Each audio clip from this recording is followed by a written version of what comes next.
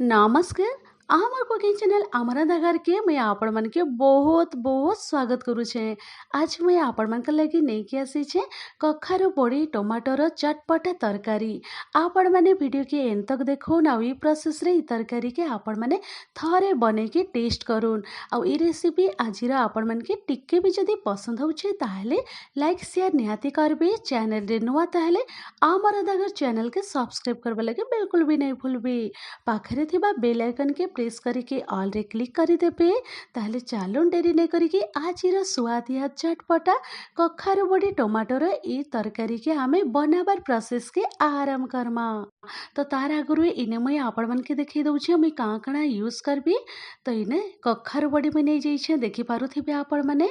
कखारू बड़ी आपण माने ई रेसिपी रे यूज करबे बहुत ही टेस्टी लागबा। तार संगे इने नहीं जाइछे पियाज आउ ई रेसिपी रे आपण माने भी टिके पियाज यूज करबे बहुत ही बढ़िया लगबा खाइबार लगी। टोमाटो भी ई रेसिपी लगी टिके बेसी यूज करबे। तार संगे इने मुई नहीं जाइछे रसुण कंचा लंका और धनिया पत्तर तो ई रेसिपी लगी निहाती भाबरे आपण माने ऐड करबे बहुत ही बढ़िया लगबा खाइबार लगी। और बाकी जिनिस सब हमें वीडियो रे देखी दमा। तो चालू ई सब जिनिस के मैं साइड करके रखी दउछे। और एबे आमे जिमा गैस साइड की और इने मुई गैस सीट के पले आसी छे कढ़ई गरम हेबा लगी रखी देइथिली। फ्लेम के रखी देइ छे लो टू मीडियम मझिरे। एबे आमे तेल ऐड करी दमा। तेल रे इने मुई रिफाइन तेल नहीं जाई छे आपण माने चाहिले सोरिष तेल भी यूज करि पारबे। तेल इने गुटे चम्मच ऐड करी दउछे और तेल के आमे हल्का रे गरम हेबार लगी छाड़ी दमा।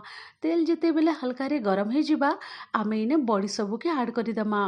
तो देखि पारुथिबे इने मुई बड़ी नहीं जाइछे बड़ी के टिके आमे उल्टा पुल्टा करिकी बहुत भल करी आमे टिके भाजी दमा। आपण माने आपण को जेतकी दरकार से हिसाब रे आपण माने बड़ी यूज करि पारबी। तो एबे मुई ने फ्लेम के मीडियम फ्लेम रे रखी देइछे और बड़ी के मुई भाजी देइछे 3 मिनिट पाखा पाखी हे जाइछे। देखि के आपण माने जानि पारुथिबे बड़ी रो कलर भी चेंज हे जाइछे और बहुत भल करी भाजी हे जाइछे। तो चालुन बड़ी भजा तो एबे रेडी हे जाइछे। एबे आमे सब बड़ी के गुटे प्लेट रे बाहर करिकी साइड करिकी रखी दमा।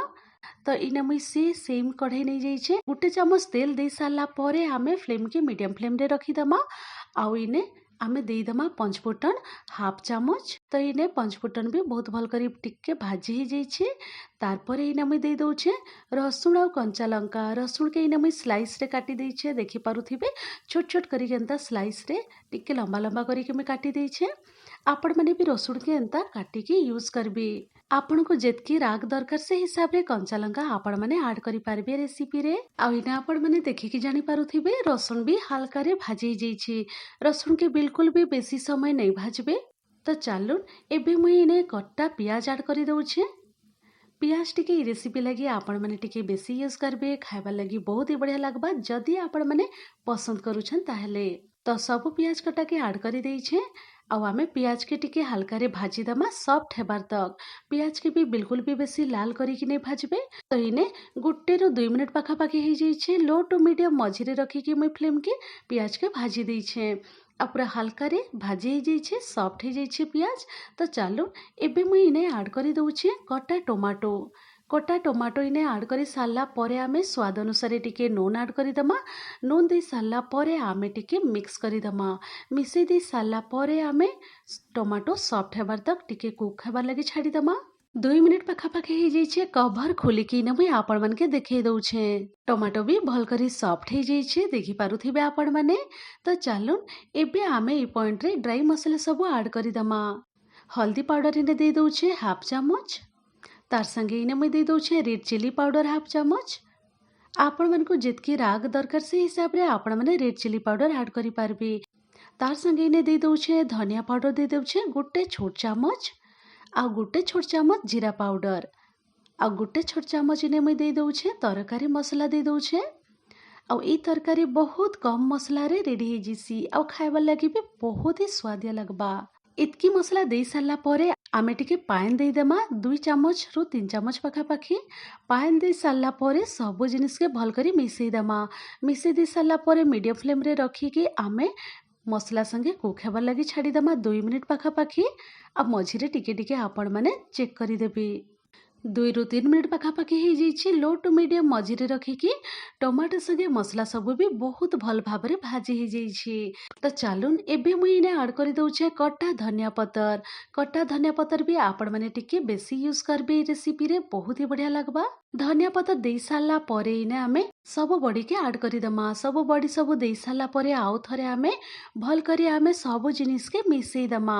ମିଶେଇ ଦେଇ ସାରିଲା ପରେ ଆମେ 2 ରୁ 3 ମିନିଟ୍ ଲୋ ଟୁ ମିଡ଼ିୟମ୍ ମଝିରେ ରଖିକି ଫ୍ଲେମ୍‌କେ ଆମେ ବିନା କଭର୍‌ରେ ଆମେ ଏନ୍ତା ଟିକେ କୁକ୍ ହେବାର୍ ଲାଗି ଛାଡ଼ିଦେମା। ଇନେ ମୁଇଁ ଆପଣମାନକେ ଦେଖେଇ ଦଉଛେ 2 ରୁ 3 ମିନିଟ୍ ପାଖାପାଖି ହେଇଯାଇଛି। ବଡ଼ି ସାଙ୍ଗେ ବି ମସଲା ସବୁ ବହୁତ ଭଲ ଭାବରେ ମିଶି ଯାଇଛି ଆଉ ହାଲକାରେ କୁକ୍ ବି ହେଇଯାଇଛି। ତ ଚାଲୁନ୍ ଏବେ ଆପଣମାନକେ ଇନେ ଯେତ୍କି ଦରକାର ଆପଣମାନେ ସେଇ ହିସାବରେ ପାଏନ୍ ଟିକେ ଆଡ଼୍ କରିଦେବେ।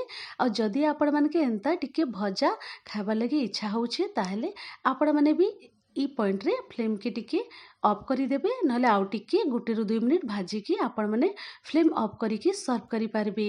ତ ଇନେ ମୁଇଁ ଟିକେ ଝୋଲ୍ ଝୋଲ୍ କରବାର୍ ଲାଗି ଚାହୁଁଛେ ତରକାରୀ। ତ ଇନେ ମୁଇଁ ପାଏନ୍ ଆଡ଼୍ କରିଦଉଛେ। ଗୋଟେ ଗ୍ଲାସ୍ ବଡ଼ ଗ୍ଲାସ୍‌ରେ ପାଏନ୍ ଆଡ଼୍ କରିଦଉଛେ। ପାଏନ୍ ଦେଇ ସାରିଲା ପରେ ଆଉ ଥରେ ଆମେ ଭଲ କରି ମିଶେଇ ଦେମା। ମିଶେଇ ଦେଇ ସାରିଲା ପରେ 2 ମିନିଟ୍ ଆମେ ବଏଲ୍ ହେବାର୍ ଲାଗି ଛାଡ଼ିଦେମା। ଆଉ ଇନେ ମୁଇଁ କଭର୍ ଖୋଲିକି ଆପଣମାନକେ ଦେଖେଇ ଦଉଛେଁ। 2 ରୁ 3 ମିନିଟ୍ ପାଖାପାଖି ହେଇଯାଇଛେ।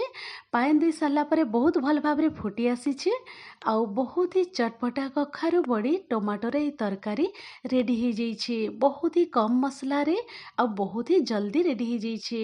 ତ ଆପଣମାନେ ବି ଇ ପ୍ରୋସେସ୍‌ରେ ଇ ତରକାରୀକେ ବନେଇକି ଟେଷ୍ଟ କରୁନ୍। ତ ଚାଲୁନ୍ ପୁରାପୁରି ତରକାରୀ ରେଡ଼ି ହେଇଯାଇଛି। ମୁଇଁ ଫ୍ଲେମ୍‌କେ ଅଫ୍ କରିଦଉଛେ। ଆଶା କରିବି ଇ ରେସିପି ଆପଣମାନକେ ନିହାତି ଭାବରେ ପସନ୍ଦ ହେଇଥିବା। ଆଜିର ଏ ରେସିପି ଆପଣମାନକେ ଟିକେ ବି ଯଦି ପସନ୍ଦ ହେଇଥିଲେ ଲାଇକ୍ ସେୟାର ନିହାତି କରିବେ। ଚ୍ୟାନେଲ୍‌ରେ ନୂଆ ତାହେଲେ ଆମ ରନ୍ଧାଘର ଚ୍ୟାନେଲ୍‌କେ ସବସ୍କ୍ରାଇବ୍ କରବାର୍ ଲାଗି ବିଲକୁଲ ବି ନାଇଁ ଭୁଲବେ। Thanks for watching. Bye bye, take care.